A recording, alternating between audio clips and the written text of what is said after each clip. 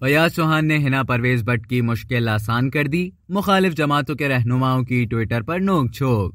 पाकिस्तान तहरीक इंसाफ के रहनुमा फयाजुल हसन चौहान ने नून लीग की रहनुमा हिना परवेज भट्ट के तंजिया ट्वीट का करारा जवाब दे डाला।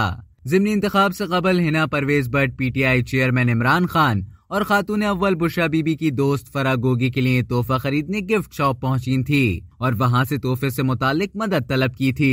हिना परवेज भट्ट की मुश्किल फयाज चौहान ने ज़िमनी इंतखाबात के नताइज सामने आने के बाद आसान कर दी। हिना परवेज भट्ट की वीडियो जारी करते हुए फयाज चौहान ने कहा, हिना परवेज, अब आप अपने लिए चुस्नी, हमजा शहबाज के लिए झुंझुना और बेगम सफदर रवान के लिए सॉल्यूशन टेप भी इसी दुकान से खरीद लें। साथ ही फयाज चौहान ने ये भी कहा कि आप पूछेंगी कि बेगम सफदर रवान के लिए सॉल्यूशन टेप क्यों, तो इसका जवाब यह है कि वो उनके मुंह पर लगाने के लिए, ताकि उनकी टैं से अवाम की जान छूटे।